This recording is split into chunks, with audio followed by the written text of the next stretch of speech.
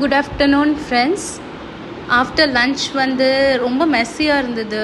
Dining table அப்புறம் kitchen எல்லாமே அப்படி இருந்தது. ஸோ ஆஃப்டர் லன்ச் நான் எப்பயுமே சண்டேஸ் வந்து ரொம்ப க்ளீன் பண்ணுவேன். பார்த்தீங்கன்னா உங்களுக்கு தெரியும் எவ்வளோ மெஸ்ஸியாக இருக்குது அப்படின்னு. இதுக்கப்புறம் நான் வந்து நியர்லி 1.5 hours எடுத்து எப்படி இதெல்லாம் க்ளீன் பண்ணி ஆர்கனைஸ் பண்ணுறேன், அதுதான் இந்த வீலாக் இன்னைக்கு. ஸோ இப்படி தான் என்னோடய பெட்ரூம் இருந்தது. ஸோ எல்லாமே அப்படி எப்படி இருக்குது. ஸோ இப்படி இருந்த பெட்ரூமை நான் வந்து என்ன பண்ணுறேன், அதுக்கப்புறம் ஃபர்ஸ்ட் வந்து என்னோடய டைனிங் டேபிள் அதை வந்து நல்லா தொடச்சி எடுக்கிறேன். ஒரு கிளாத்தை வச்சு நல்லா தொடச்சி எடுக்கிறேன். பட் அதில் வந்து ஸ்டெயின்ஸ் இருக்கும் இல்லையா, கறி ஸ்டெயின்ஸ் இதெல்லாம் இருக்கும் இல்லையா.